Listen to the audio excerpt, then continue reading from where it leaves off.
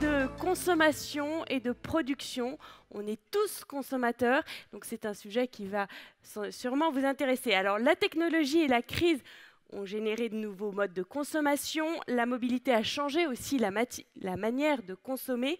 L'omnicanalité est désormais incontournable et l'envie, enfin, de sauver notre planète est devenue une réalité. Conséquence, les modes de consommation et donc de production changent. Du côté des consommateurs, d'abord, on passe à de nouveaux usages. Vous êtes les premiers concernés. Économie en demande, collaborative, circulaire, marché d'occasion.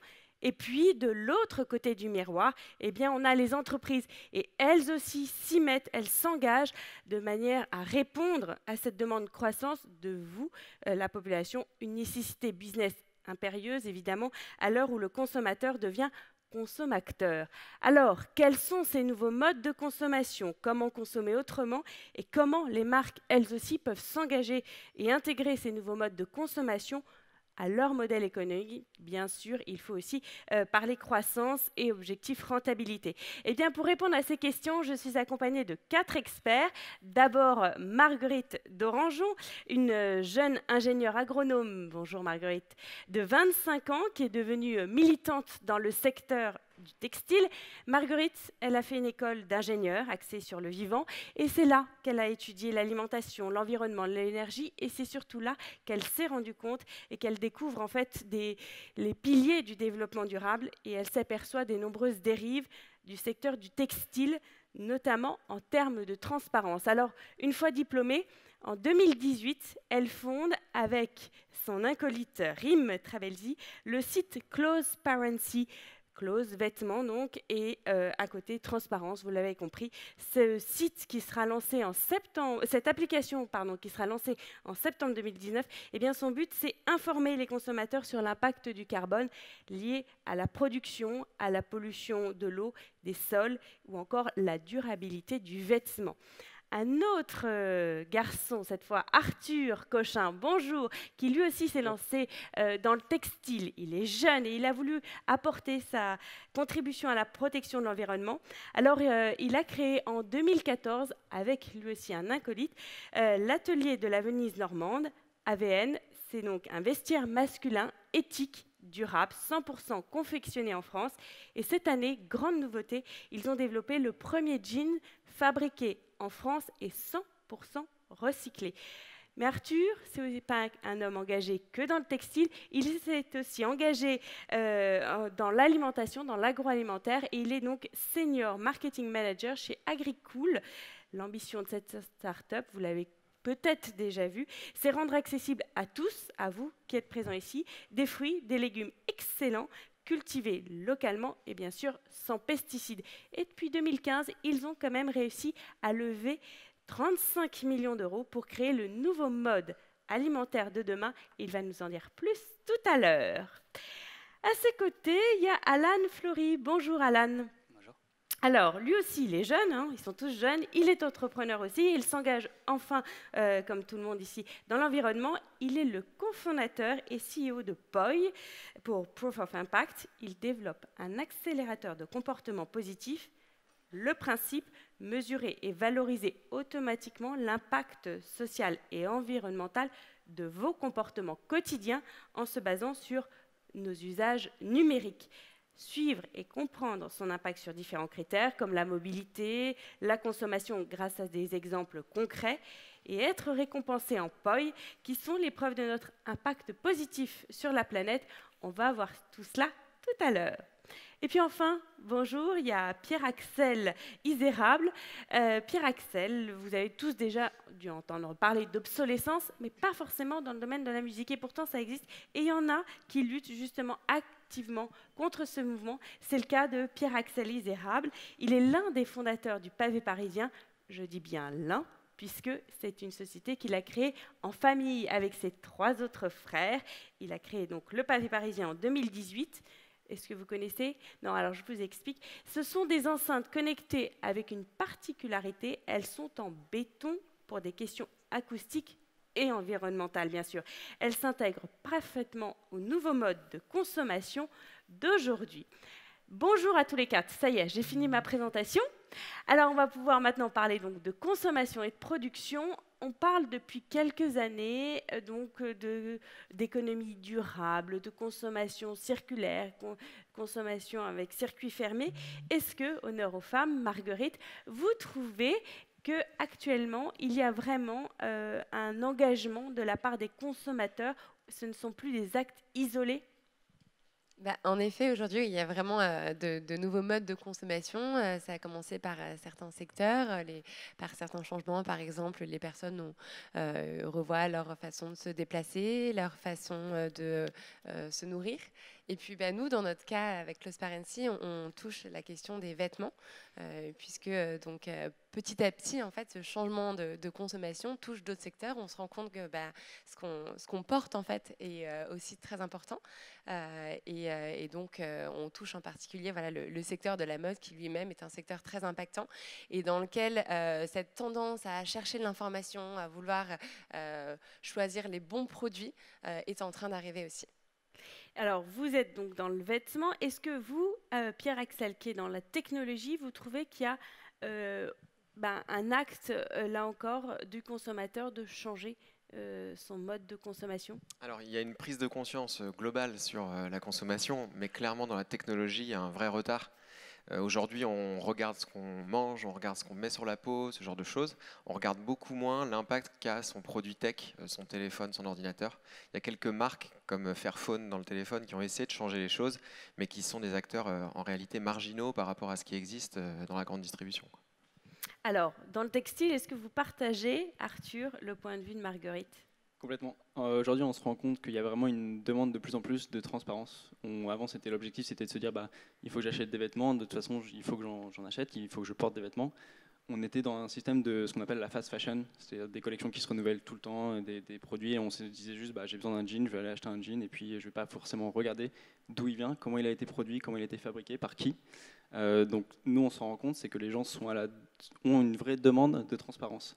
C'est pour cette raison qu'avec AVN, du coup, on liste par exemple tous les ateliers de confection avec lesquels on travaille, parce qu'on se dit que déjà, s'il y a des gens qui veulent se lancer, ils pourront avoir accès à cette information pour pouvoir trouver des ateliers de confection, et également de montrer à tous nos consommateurs toute la traçabilité du produit, du moment où on a la matière première jusqu'à la fabrication finale, jusqu'à la livraison. Donc le textile est plutôt bien avancé là-dessus. La technologie, pas trop, c'est ce que nous disait Pierre-Axel. Et est-ce que dans l'agroalimentaire, là aussi, c'est un secteur plutôt en avance? Alors c'est un secteur qui change beaucoup, énormément. On est dans un pays en France où l'agriculture est quand même très développée. Aujourd'hui, on a cette problématique d'avoir d'accès à des fruits et légumes qui soient sains, notamment dans les grandes villes. C'est pour ça qu'avec Agricool, on s'est lancé principalement à Paris, avec cette problématique de se dire aujourd'hui, on est énormément de citadins. Cette population en ville va augmenter de façon conséquente. On ne peut pas construire des champs à Paris parce qu'il n'y a pas la place et il y en aura de moins en moins. Donc comment on va réussir à cultiver directement sur place pour avoir un produit qui soit cueilli le matin, qui soit mis en rayon dans la journée, pour qu'il ait toutes ses qualités nutritionnelles, son taux de vitamines, tout son goût également. Et ça, je pense qu'aujourd'hui, les consommateurs sont également à la recherche de se dire où est-ce qu'il a été cueilli, comment il a été produit, et du coup, qu'est-ce qu'il va m'apporter réellement. Parce qu'on oublie souvent que le vrai rôle du fruit ou du légume, c'est de nous nourrir, mais aussi d'apporter une vraie qualité nutritionnelle. Alors justement, comment fonctionne Agricool? C'est pas vous le fondateur, mais comment ça fonctionne? Alors Agricool, en fait, l'objectif c'était de se dire, les deux fondateurs qui sont fils d'agriculteurs qui viennent du nord de la France, ils se disaient comment on peut réussir à cultiver en ville sans prendre trop d'espace, parce que de toute façon on n'en a pas et on en aura de moins en moins. Et en fait, ils ont eu l'idée, dans la ferme des parents de Gonzague, qui est un des deux fondateurs, il y avait un container maritime qu'on peut trouver sur les paquebots au Havre notamment. Et ils se sont dit, si on arrive à transformer, à recycler cet environnement et à créer un environnement sur mesure pour cultiver des fruits et légumes, on va pouvoir tout contrôler à l'intérieur pour donner à la plante uniquement ce dont elle a besoin. Donc en fait, à l'intérieur d'un conteneur, on va avoir à peu près 800 à 1000 fraisiers. Donc on a un rendement qui est 120 fois plus productif que la culture en pleine terre. On est en culture indoor, donc c'est-à-dire qu'on va avoir un environnement qu'on a recréé sur mesure, avec un climat idéal, un taux d'humidité idéal, un taux de CO2 idéal, pour justement que la fraise soit dans un paradis et qu'on lui donne uniquement ce qu'elle a besoin, donc pas besoin de pesticides. On utilise 99% moins d'eau parce qu'on est en circuit fermé. Et on va avoir des LED qui vont recréer le spectre de la lumière du soleil, justement pour apporter cette photosynthèse à la plante. Et on peut cultiver la fraise du coup tout au long de l'année. Exactement, on peut cultiver de la fraise du coup tout au long de l'année parce qu'on n'est pas dépendant de l'environnement extérieur, donc on n'est pas dépendant de la pollution, on n'a toute l'eau qui va être consommée par la plante, il n'y a rien qui va dans les sols, et on peut mettre ce conteneur partout dans Paris, donc même dans des endroits qu'on va appeler des endroits morts, où potentiellement on ne peut pas cultiver, on ne peut rien faire. C'est pour cette raison d'ailleurs qu'on a été les premiers dans le monde à cultiver des fraises à Dubaï, parce qu'on a installé l'année dernière un conteneur à Sustainable City, à Dubaï exactement. Et en fait, là-bas, c'est impossible de cultiver des fraises parce qu'il fait 50 degrés et 95% des fruits et légumes sont importés. Il faut que ces gens se nourrissent. Donc nous, c'était de se dire, bah voilà, grâce à notre technologie, on peut réussir à cultiver des fraises parce qu'on n'est pas dépendant de l'environnement extérieur. Pour l'instant, Agricool s'est implanté où? À Paris, à Dubaï, mais pas dans les petites zones, on va dire, éloignées. C'est pas utile, c'est plutôt dans les grosses villes? C'est plutôt dans les grosses villes. L'objectif, c'est vraiment de se dire que, par exemple, à Nantes, moi je viens de Normandie, je sais très bien qu'en Normandie, là où je suis, je peux avoir accès à des fruits et légumes qui viennent de 10 km, de 20 km, qui vont avoir du goût, qui vont être cueillis peut-être la veille ou le matin. Donc ça, c'est pas forcément une problématique. Par contre, dans les grandes villes, on a cette problématique. En moyenne, en France, la distance entre le champ et l'assiette, c'est 1500 km, ce qui est quand même énorme. Et là, c'est de se dire, bah voilà, nous aujourd'hui, nos fraises, elles sont cueillies le matin et elles vont faire un maximum 15 km pour arriver jusqu'à l'assiette du consommateur. Et à Nantes, ça arrive quand? On va se concentrer sur Paris et à Nantes, on verra peut-être après. D'accord. On va maintenant parler avec Alan. Alors, lui, Alan, il a créé Poi, j'en parlais tout à l'heure. Expliquez-nous comment ça fonctionne et quelle est votre vision derrière Poi. Alors, comme vous le disiez, Poi, c'est un accélérateur de comportement positif. C'est une application mobile qui permet de mesurer et comprendre les conséquences sociales et environnementales de nos actions du quotidien. Et de les récompenser en POI, qui sont les preuves d'impact positif sur la planète. Comment on fait ça? On s'appuie en fait sur les usages numériques de nos services préférés. Donc on se connecte directement à des plateformes et des apps en tout genre, comme Blablacar, La Ruche qui dit oui ou autres.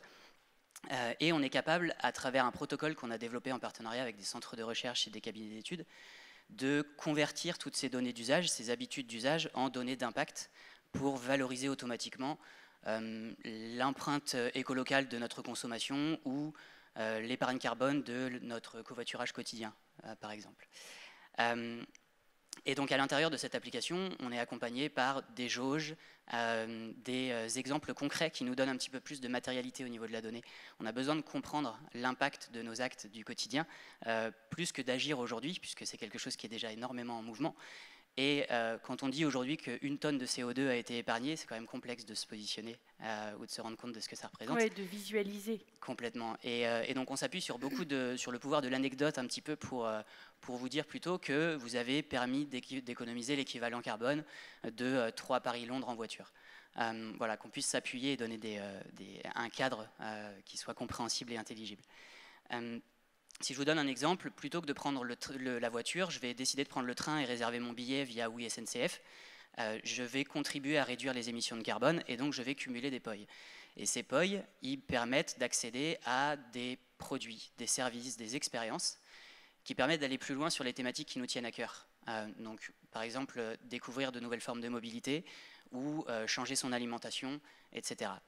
Et donc, on a créé une technologie qui nous permet d'automatiser tout ça, de se connecter à tout type de service pour permettre à chacun d'entre nous de suivre et améliorer notre impact positif, surtout sans effort. Fini le déclaratif et toutes ces choses-là qui sont un petit peu soit biaisantes, soit fastidieuses.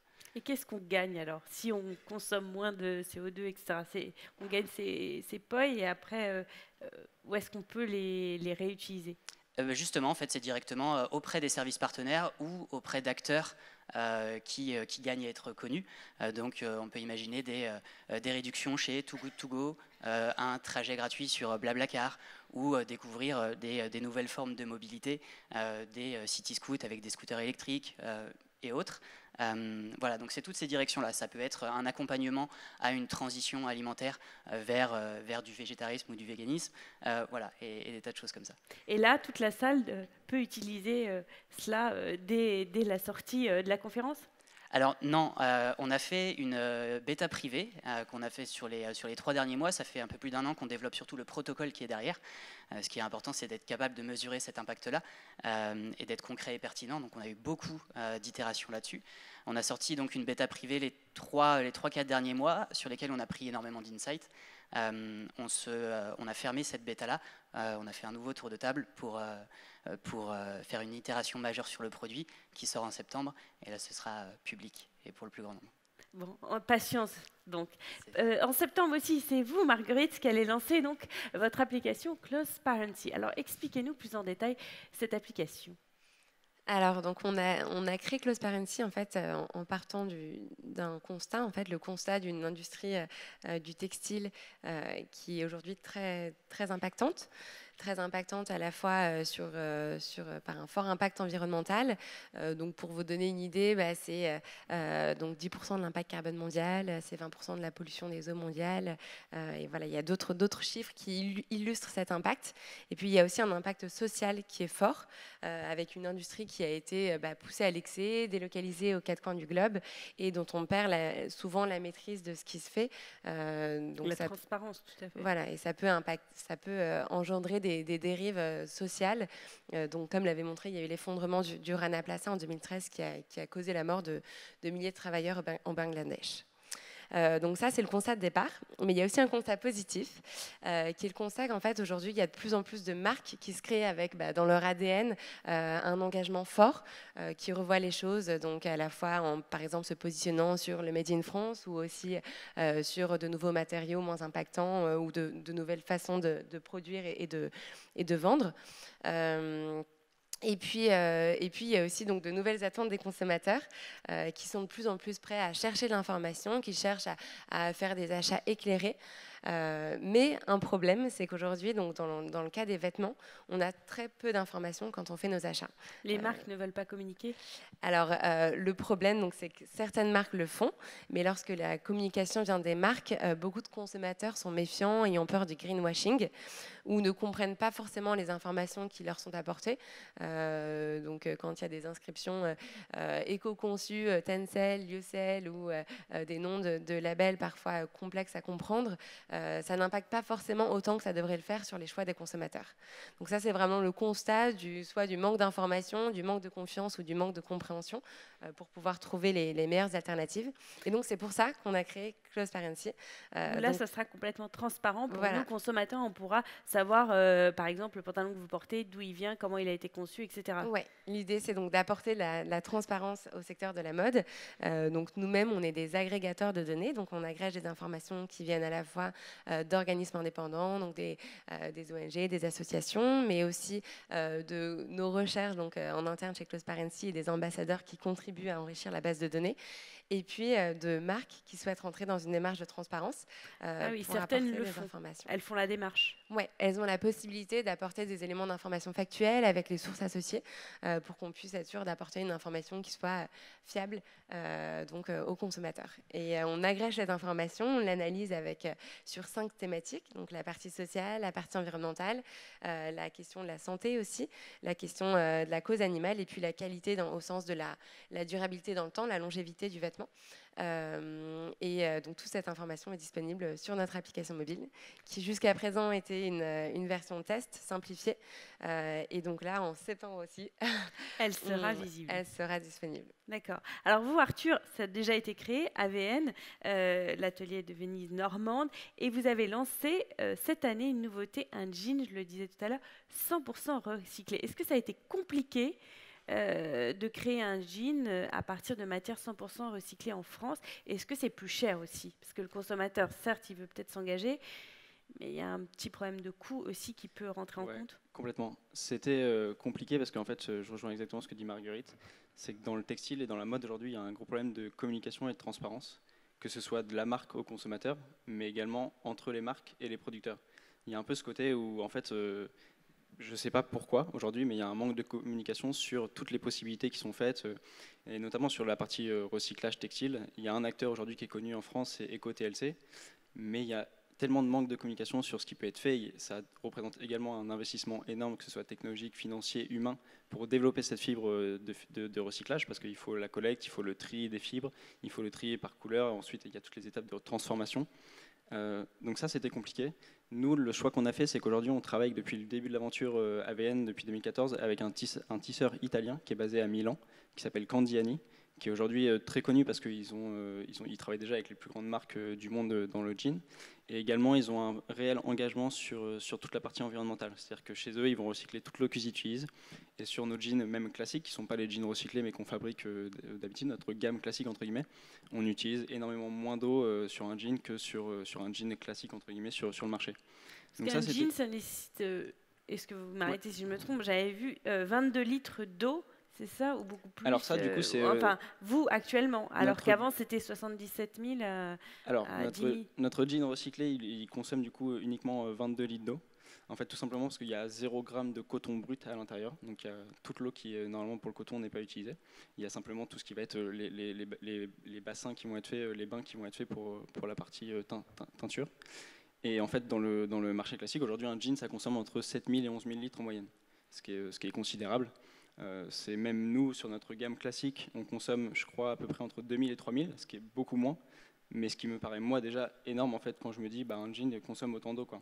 Donc l'idée, c'était de se dire, de partir de ce constat et de se dire, en fait, il faut qu'on trouve des solutions. Et l'avantage qu'on a eu, c'est que ce tisseur italien avec qui on travaille depuis le début de l'aventure, vu qu'ils ont cet engagement, ils travaillent depuis le début sur ça, et ils nous ont proposé. Du coup, ils ont créé cette gamme, cette innovation en partenariat avec une maison autrichienne, justement pour créer cette toile recyclée grâce aux chutes de production qu'eux ont dans l'usine, parce que justement, ils tissent des kilomètres et des kilomètres de toile, donc ils ont beaucoup de chutes. Donc ils ont pu retransformer ces chutes pour en refaire une nouvelle toile. Donc nous, quand ils nous ont proposé ça, on a dit, écoutez, on y va, quoi. C'est parti. Vous y allez, c'est parti. Et votre jean, il coûte combien, Arthur, en moyenne ? Est-ce qu'il est beaucoup plus élevé que le prix chez Gap, Zara ou Levi's, par exemple? Alors, si on compare à Gap, Zara, il est beaucoup plus élevé. On est sur le jean recyclé, par exemple, on est à 184 €. Et sur le jean classique, on va être à peu près à 167 €. En fait, l'idée, c'est de se dire, également, c'est encore une fois un problème de transparence, c'est qu'aujourd'hui, on ne connaît plus le vrai prix d'un produit. On peut se dire à chaque fois, je ne sais pas moi, un jean, je peux en trouver à 20 €, donc pourquoi ton jean il vaut 184 €, tu dois te prendre une marge énorme. Alors que, en fait, non, pas forcément. C'est juste que nous, on va avoir un prix fixe qui va être sur toute l'année. On ne fait pas de solde, notamment. Et on va avoir une confection française qui coûte plus cher. Ça, c'est la réalité aujourd'hui. Plus on sera d'acteurs à fabriquer en France, plus le coût de production va diminuer parce que, justement, les usines de production auront beaucoup de demandes, donc vont pouvoir recruter et étaler, justement, leur coût de production. Donc aujourd'hui, nous, on a un prix qui est haut de gamme, qui est assumé, qui est positionné. Et en même temps, on n'est pas cher par rapport à d'autres marques qui vendent des jeans à 400 € sur le marché aujourd'hui. Mais est-ce que les Français sont prêts à mettre ce prix-là pour justement conscience écologique, ou il y a encore un frein? Aujourd'hui, j'ai envie de dire qu'ils sont prêts parce que AVN, du coup, ça a 5 ans d'existence. On est bien établi sur le marché français aujourd'hui. Notre croissance se développe chaque année et on a des consommateurs qui achètent ces produits, qui achètent nos chemises, qui achètent nos jeans.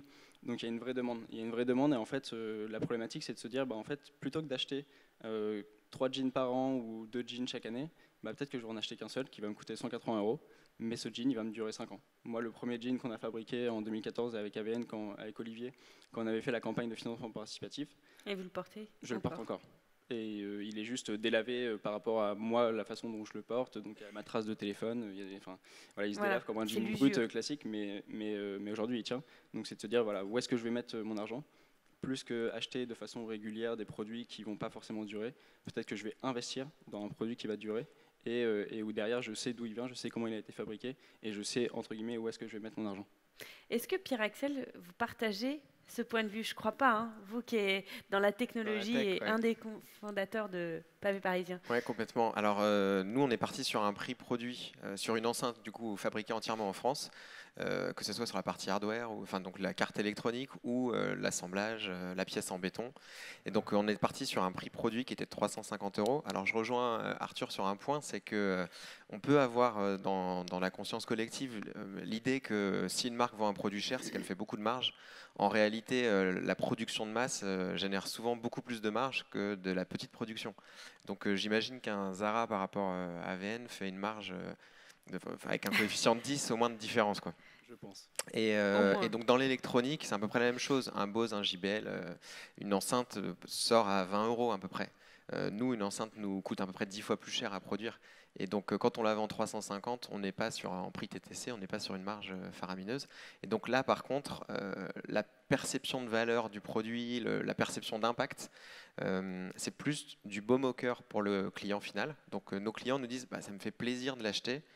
Parce que ça, mais c'est pas ça qui a poussé mon acte d'achat. Je l'ai acheté pour le design du produit, je l'ai acheté pour la qualité de son, je l'ai acheté avant tout pour ça. Et c'est vrai que le fait que ce soit made in France, que c'est un impact, ça m'a mis du baume au cœur. Je me dis, je participe. Mais par contre, si on veut pouvoir nous changer d'échelle, actuellement on est en autofinancement. Changer d'échelle, ça veut dire pouvoir investir plus dans les équipes de prod, pouvoir investir plus en R&D, pouvoir améliorer la qualité du produit. Ça veut dire que demain on est obligé de faire plus de volume. Et donc, pour adresser un marché plus large, il va falloir être plus compétitif et donc baisser le prix du produit. Donc là, on est en train de s'orienter plutôt sur un produit à 250 €. Au départ, c'était 300. 350, ouais. Donc on baisserait de 100 € le prix du produit. Ça veut dire que derrière, sur le coût de prod, il faut aller chercher ces 100 € et diminuer ces 100 €. Et donc après, forcément, quand on regarde à un moment la réduction des coûts, on peut industrialiser. Donc là, par exemple, ce que fait Agricool, dans une certaine mesure, on peut parler d'industrialisation. On améliore les protocoles de fabrication. Pour améliorer les protocoles de fabrication, il faut quand même avoir aussi, encore une fois, un phénomène d'échelle. On ne peut pas se dire, ou par exemple, je reprends le jean recyclé, on ne peut pas se dire, je vais investir dans une machine à détricoter, développer une nouvelle tech pour faire 200 jeans par an. Non, il faut sortir à un moment peut-être des millions de jeans. Plutôt, ouais. Voire même là, sur des machines comme celle-ci, j'imagine qu'on parle plutôt de millions de jeans par an. Donc à un moment, cette réalité de marché, il faut en avoir conscience et se dire, OK, jusqu'où je suis prêt à faire des sacrifices. Sur un des talks tout à l'heure, justement, quelqu'un en parlait en disant, il y a un moment, on ne peut pas être finalement trop radical dans sa prise de position. Nous, on est parti sur quelque chose de très radical au début. Aujourd'hui, on est en train d'en revenir en se disant, bon, on va d'abord faire survivre la boîte et ensuite, on va rapatrier l'ensemble de notre capacité de production sur le territoire, quoi. Mais alors, comment faire évoluer les choses pour que les gens achètent, même si c'est un petit peu plus cher, mais ils font un acte écologique? Je pense qu'il y a quelque chose qui est de l'ordre du... en fait, les entrepreneurs aujourd'hui qui lancent des entreprises sont quasiment tous des entrepreneurs à impact. Plus personne lance une boîte en disant « je vais lancer Coca-Cola », juste pour être le leader de la boisson. Il va dire « je vais être le leader de la boisson en ayant un impact positif ». Et je crois que c'est dans l'ADN de cette génération qui arrive. Ça paraît en fait une évidence. Oui. Et donc après, comment faire? En fait, le sacrifice, il vient un peu du consommateur, mais il vient aussi beaucoup de l'entreprise. Et c'est l'entreprise qui va accepter de faire moins de marge, qui va accepter de changer ses pratiques et qui va assumer, enfin ça c'est mon point de vue, hein, bien sûr, mais c'est l'entreprise qui va plutôt assumer cette différenciation tout en essayant, pour survivre, forcément de générer des bénéfices. Hein. Mais c'est l'entreprise qui va diminuer ses marges et qui va changer ses pratiques pour améliorer son impact. Vous pensez la même chose, Alan? Oui, je suis complètement d'accord. Pour nous, on est profondément convaincus que l'entreprise du 21e siècle, elle sera politique et engagée, ou alors elle ne sera pas du tout. Parce que face à l'urgence climatique et la pression de la société civile, on se rend bien compte que le facteur économique ou la performance économique rentre un petit peu dans le rang. Et d'ailleurs, elle est nourrie par ces deux premiers facteurs. Et donc ça, c'est hyper intéressant. On voit qu'il y a des entreprises pionnières qui se challengent vraiment. Alors déjà, from scratch, effectivement, les nouvelles sociétés s'amorcent avec un ADN de ce type-là. Et effectivement, les anciennes, entre guillemets, comme la Maïf, sont des entreprises qui sont pionnières et qui changent vraiment les modèles. Et ce qu'on peut voir en fait dans le marché aujourd'hui, c'est que le marché de l'impact arrive dans une forme de maturité et il bouleverse les logiques établies, donc j'en parlais juste avant. Et on peut le voir déjà chez les marques d'ailleurs, qui en ressentent déjà les effets au niveau de la consommation. Il y a 43% des consommateurs qui aujourd'hui quittent une marque parce qu'elle n'est pas en cohérence avec leurs convictions. Leur conviction, vraiment. Et donc ça se ressent vraiment fortement, donc évidemment ça les questionne. Et puis de l'autre côté, on voit que les marques les plus en croissance sont celles qui ont la positivité perçue la plus forte. Et donc ce qu'on voit émerger, c'est une nouvelle forme d'économie qui réconcilie vraiment business et impact. Et ça a énormément de sens et de force. C'est le cas pour toutes les générations, ou plutôt les jeunes générations, elles sont prêtes parce qu'elles ont été élevées, éduquées, on va dire, là-dedans, ou les vieilles générations, elles sont réticentes et de toute façon, c'est fait. Et... Non, je ne pense pas que ce soit une question de génération, je pense que c'est une question d'époque, plutôt. Et comme on est extrêmement contagieux les uns pour les autres, on challenge les différentes générations à leur échelle. Alors il y en a qui sont certainement plus malléables que d'autres. On a grandi effectivement dans ces questionnements d'urgence climatique et autres, mais globalement, pour moi, c'est beaucoup plus un phénomène de société, une tendance de fond et donc d'époque. Et il y a des outils comme Poi qui justement vont permettre de faire évoluer les choses. Ouais, c'est ce qu'on ambitionne. Ouais. Ouais. Non, il y a vraiment, pour moi, les outils pédagogiques sont extrêmement importants pour faire passer des informations. Et en l'occurrence, les nudges, je trouve, sont des outils fantastiques. Le nudge, c'est littéralement le coup de pouce pour inspirer la bonne décision. Donc, c'est comment on travaille sur l'architecture de choix pour jouer sur nos biais cognitifs. Donc, un exemple qui est très connu, c'est les mouches qui ont été dessinées dans les urinoirs de l'aéroport d'Amsterdam et qui ont réduit mais radicalement les éclaboussures et donc les coûts liés à l'entretien et les risques sanitaires. Et donc je pense que effectivement les nudges de ce type-là, qui sont plus ou moins transparents et intuitifs, sont de toute façon toujours éthiques et sont dans cette capacité à passer une information de manière vraiment subtile. Et ça a beaucoup de force, parce qu'à la manière d'un État qui a besoin d'autres indicateurs que le PIB aujourd'hui, nous, citoyens, avons besoin de davantage d'informations et de variables que le prix pour prendre nos décisions. Et donc à l'image d'un Yuka ou d'autres acteurs de ce type-là, on voit énormément d'initiatives aller dans cette direction et vers une consommation beaucoup plus transparente. Et Marguerite, vous qui êtes en rapport quand même avec les marques, est-ce que vous trouvez aussi qu'il y a aussi une volonté des marques d'avoir plus de transparence, celles qui se sont engagées auprès de votre application, par exemple? Ouais, alors nous, du coup, on distingue plusieurs types de marques, notamment sur ces questions de transparence et d'engagement. Donc, en effet, une nouvelle génération de marques qui sont vraiment engagées et qui ont dans leur ADN, dans leur ligne directive, les questions de transparence, d'engagement environnemental, d'engagement sur les causes sociales aussi.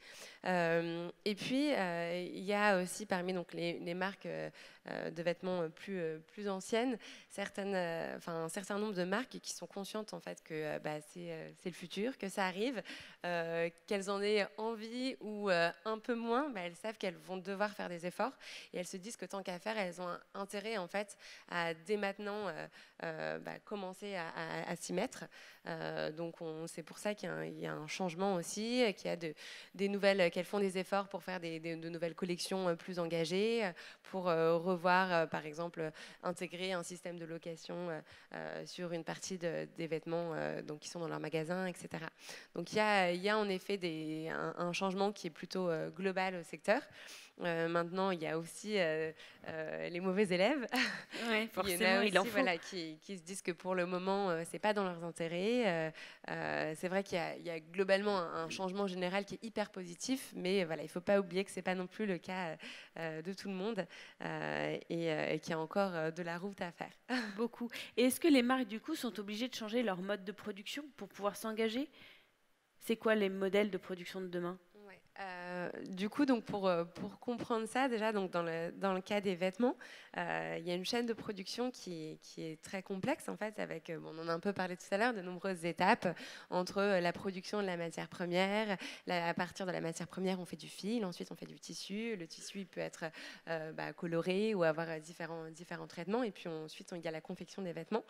Et du coup, chacune de ces étapes a des impacts selon les choix qui sont faits lors du process, en fait, de fabrication. Donc certains font le choix, par exemple, quand on a des matières recyclées, on réduit déjà l'impact de toute la fabrication de la matière première. Certains font des choix, par exemple, en termes de substances chimiques pour limiter l'impact.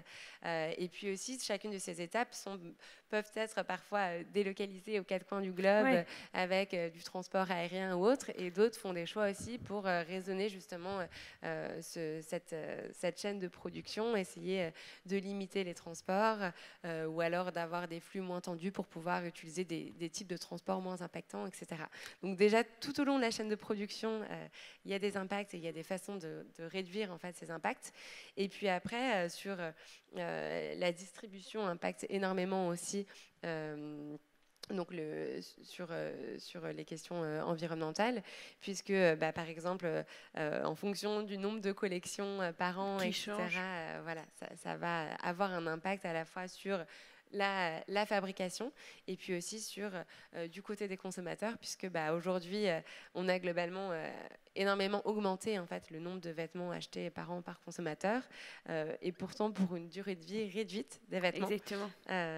Et qu'il y a un vrai changement aussi à avoir du côté des consommateurs sur la façon dont on achète les vêtements, la façon dont on en prend soin, et pour ensuite trouver des nouveaux modes pour allonger leur fin de vie avec la seconde main, etc.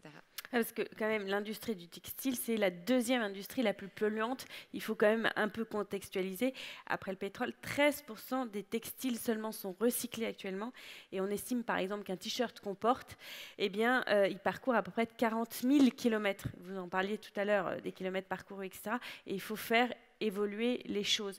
C'est pas forcément facile de faire bouger les lignes. Vous êtes d'accord avec ce que disait Marguerite, justement, de faire bouger les lignes? Ouais, complètement. C'est compliqué de faire bouger les lignes parce que aujourd'hui, en fait, c'est un peu les grandes marques aussi, les grandes enseignes qui vont un peu leader ces choses-là. Eux sont plus dans une démarche en fait de croissance, de toujours avoir le plus grand chiffre d'affaires, de se développer, parce qu'on sait que c'est un marché qui est aussi compliqué et c'est concurrentiel. Et je pense qu'il y a justement des petites entreprises, des petits entrepreneurs comme moi par exemple, ou comme Klaus Porency, qui vont se dire on va peut-être prendre plus de temps pour faire les choses bien et pour aller dans le fond du problème. Alors ça prend plus de temps, on a moins une croissance exponentielle de chiffre d'affaires, mais c'est quelque chose qui est compliqué, qui est complexe. Le textile, c'est très complexe, et moi je le vois par exemple, en France, on est un des premiers producteurs dans le monde de lin, par exemple. Mais il y a une complexité, c'est que dans le lin, il y a une étape qui doit être faite, qui ne peut pas être faite en France. C'est-à-dire que moi, par exemple, je voulais faire des vêtements en lin, parce qu'on fait beaucoup de lin en Normandie, on en cultive. Mais en fait, pour le rendre dans le textile, il fallait l'envoyer à l'autre bout de l'Europe de l'Est. Et en France, on ne sait pas faire ou on ne peut pas faire? En France, aujourd'hui, on ne peut pas faire parce qu'on n'a pas les moyens, on n'a plus les moyens, parce que justement, il y a eu tellement de choses qui ont été délocalisées qu'aujourd'hui, on est obligé de repartir très loin pour faire cette étape. Donc on s'est dit, en fait, ça n'a pas tellement de sens de se dire, je vais acheter du lin normand, mais en fait, je vais l'envoyer à l'autre bout de la planète pour le faire revenir ensuite, pour le confectionner mon jean en Normandie. Donc c'est cette complexité-là aujourd'hui qui est compliquée à gérer, à redévelopper. Plus on sera nombreux à s'engager sur ce sujet, plus justement, je pense que à la fois l'État, à la fois les consommateurs vont s'engager également avec nous pour se dire comment on recrée des étapes de production en France, comment on retisse en France. La dernière fois, j'ai rencontré Johan de Jeanfil qui cultivent du coton en France. Et c'est les premiers du coup à cultiver du coton en France, ils font leur polo avec. Donc c'est quelque chose qui est génial. Aujourd'hui, c'est compliqué parce qu'on n'a pas un climat forcément idéal pour cultiver du coton. Mais c'est toutes ces petites choses en fait qui vont permettre de faire des grandes choses. Je pense que c'est ça. On le voit sur tous les véhicules électriques, les nouveaux moyens de transport, sur tout type de secteur en fait. Il y a des choses qui ont été établies. Maintenant, je pense qu'il y a beaucoup de petits acteurs qui à leur petite échelle, vont semer des petites graines, vont essayer des choses, vont rater des choses également, mais vont apprendre, vont s'améliorer et vont permettre aussi de se dire aux grandes enseignes de dire venez, on se met tous ensemble et on essaye de faire des grandes choses tous ensemble parce que de toute façon, les consommateurs, ils l'attendent. Et comme le disait Alan, le climat aujourd'hui, il y a une urgence et il faut tous qu'on s'y mette, quoi. Sinon, ça ne va pas être possible. Il y a une forme d'urgence, Alan, et justement, une forme d'urgence, est-ce un problème, une forme d'urgence de résultat? Est-ce que c'est un problème? Est-ce que les gens, limite, si on n'agit pas, on est mal vu? Est-ce que vous ressentez ça ou pas? Ouais, on est dans un côté du consommateur, pas du producteur. on est vraiment dans un environnement culpabilisant. En fait, ce qui est intéressant, c'est plutôt que l'urgence de résultat, regarder la manière dont on la gère, cette urgence-là, et plutôt l'environnement anxiogène dans lequel on se met en fait, collectivement là-dedans. Et je pense que le radicalisme un petit peu mal placé qui consiste à imposer sa vérité et son engagement aux autres n'est pas forcément très productif et ça pose un souci, ça nous met constamment en tension. On a toujours l'impression de ne pas faire assez, de ne pas faire suffisamment, de ne pas être au niveau, mais quel est le niveau en fait? Et donc on a besoin quand même d'outils pour aller dans cette direction. Et surtout, je pense que ce qui est intéressant, c'est de mettre un tout petit peu de bienveillance là-dedans, c'est-à-dire qu'on est tous différents, on a tous des chemins différents, on regarde le monde de manière différente, on est touché par des sujets qui ne sont pas toujours les mêmes, et c'est très bien comme ça. Et si chacun, à notre manière, on peut déjà se mettre en action, c'est une très bonne chose. C'est important d'être conscient des enjeux, c'est-à-dire effectivement l'urgence qu'il y a face à ça, et c'est important de comprendre à quel moment ça devient paralysant. et donc de rester vraiment dans cet espace où on est quand même en mouvement. Il y a beaucoup de choses qui avancent. En fait, si on regarde ce regard un peu réprobateur qu'on pose, on le met aussi au niveau des entreprises. Et c'est extrêmement complexe pour elles de se mettre en action là-dessus, parce que celles qui ne se mettent pas en action sont évidemment critiquées, et celles qui se mettent en action sont parfois critiquées même davantage. Et donc, voilà, ça c'est un petit peu complexe à gérer pour elles. Qu'est-ce qu'on leur reproche alors si elles font des choses mais elles vont pas assez loin, c'est ça? Il y a du greenwashing, il y a des tas de preuves d'engagement qui doivent être amorcées, mais c'est un sujet qui est hyper touchy en interne chez des grands groupes qui ont énormément à perdre et qui pourtant sont les acteurs qu'il faut absolument faire bouger. Oui. Et donc voilà, juste remettre un tout petit peu de temps et de bienveillance sur ce processus-là, ça permet aussi de comprendre qu'il y a 10 ans, faire un trajet avec un inconnu, ça nous paraissait impensable. Aujourd'hui, le covoiturage est une évidence.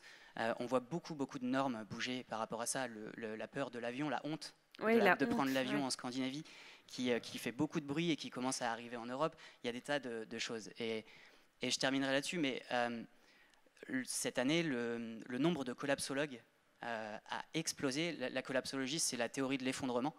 Et donc, il prouve vraiment par A plus B, avec toutes les informations et des études qui sont très fiables, à quel point on fonce dans le ravin. Et en fait, ce qui est intéressant, c'est pas seulement cette information. Alors déjà, on la prend un petit peu dans la gueule quand même, clairement, et c'est important. Et c'est plutôt comment on réagit face à ça. Et soit on a la solution de se renfermer, de s'isoler dans un délire un petit peu survivaliste et de créer des bunkers et rassembler un maximum de vivres, soit on est capable de sublimer tout ça et de créer des communs. Et à la manière de projets comme et c'est dommage, j'ai oublié le projet, Terre du Monde, la suite du monde, pardon, la suite du monde. Regardez, c'est vraiment un projet fantastique qui consiste à acheter des terres et à les libérer pour créer des communs, autour de projets dans l'agriculture, dans l'éducation, dans l'énergie, et surtout, en fait, tous les sujets autour de ce qui peut nous apporter davantage d'autonomie et de résilience. Donc voilà, mon sujet pour moi, c'est beaucoup plus que face à l'urgence, c'est quel imaginaire collectif on est en train de créer face à cette situation-là. D'accord, merci Alan. Et vous, Pierre-Axel, est-ce que vous ressentez aussi une pression collective, comme parlait Alan? Je dirais que ça dépend du milieu. Moi, je le mettrais sous cet axe-là. Je pense que les marques sont en train de bouger parce que les consommateurs se bougent et se demandent, mais la prise de conscience, elle n'est pas encore généralisée. Et on est encore, je trouve, aux prémices, alors que justement tu parlais des collapsologues, il y a de l'information qui montre qu'effectivement on va dans le mur et qu'en fait cette information existe depuis longtemps. Maintenant, elle devient de plus en plus aboutie scientifiquement. Et le changement de pratique, effectivement, c'est une urgence. Et donc, comment tu fais passer ce changement de pratique sans mettre trop la pression sur tout le monde, mais en même temps en disant, bon, il faut y aller là. Il n'est pas encore trop tard pour sauver notre planète? Alors ça, je pense que c'est à chacun de choisir. On verra dans 20 ans si on en parle encore. Je pense qu'en tout cas, ce qu'on peut faire, c'est mener des actions à bien qui poussent vers le changement. Essayer de trouver des façons simples et efficaces de modifier nos comportements, de modifier nos façons de produire. Donc ça, c'est des choses qu'on peut mettre en œuvre très rapidement, sans dépenser des sommes d'argent et de temps colossales. Et donc ça, si on arrive à les mettre en œuvre rapidement, je pense qu'il y a des choses positives qui peuvent advenir. Vous pensez la même chose, Marguerite? Oui, tout à fait. Du coup, nous, encore une fois, c'est vraiment appliqué à... Je pense que c'est vraiment... Enfin, c'est un changement global, mais après, chaque secteur a ses particularités. Et nous, dans le secteur de l'habillement, du coup, qui nous concerne tous, on pense aussi que c'est hyper important qu'il y ait vraiment cette prise de conscience qui est en cours, mais qui n'est pas encore généralisée. Et c'est ce qu'on veut apporter par Closeparency, en fait, que les gens prennent conscience de ce qu'il y a derrière leurs vêtements, de l'importance de faire des bons choix, et puis, du coup, d'avoir un impact sur les décisions qui sont prises du côté des entreprises, en fait, pour qu'elles aussi se mettent dès maintenant revoient leur façon, revoient leurs pratiques, revoient leur politique, pour celles qui ne l'ont pas déjà fait, et que celles qui l'ont déjà fait aillent encore plus loin. Avant de donner la parole au public, Arthur, vous aussi, vous restez positif et on peut encore faire bouger les lignes et sauver notre planète? Ouais, je pense. De toute façon, dans tous les cas, il faut rester positif parce que la vie, il faut la vivre et il faut juste se dire, où est-ce que je mets mon énergie en fait? Et ne pas adhérer au mouvement collapsif. Ouais, c'est ça, exactement. Après, chacun a sa vision des choses et c'est propre à chacun. Et c'est heureusement que c'est comme ça, justement, qu'on a tous des avis différents sur beaucoup de choses. Mais je pense que si on arrive à se dire, en fait, justement, à la fin de sa vie, entre guillemets, ou de se dire, bah, dans 20 ans, est-ce que je vais me dire, je vais me regarder dans la glace et je vais me dire, j'ai mis mon énergie au bon endroit. Alors après, ça peut être des choses complètement différentes. Ça peut être, je me suis impliqué sur la culture, je me suis impliqué sur l'accessibilité aux nouvelles technologies, sur plein de choses, sur l'environnement, sur la façon de consommer. Enfin, c'est juste de se dire, aujourd'hui, on a accès justement à beaucoup d'informations, à beaucoup de capacités de financement, par exemple, pour des entrepreneurs. Il y a beaucoup de choses qui sont où on se dit, ouais, c'est compliqué, ça a demandé du temps, ça a demandé beaucoup d'énergie. Mais si on se recentre un peu sur l'essentiel et sur vraiment ce pourquoi on veut s'engager, il y a toujours moyen de trouver, il y a toujours moyen de s'engager, il y a toujours moyen de se motiver, entre guillemets, et de réussir à faire des bonnes choses. Après, il y a des petites choses, des plus grandes choses. Mais voilà, l'objectif, c'est de se dire on peut s'engager et on va y arriver. Merci à tous les quatre.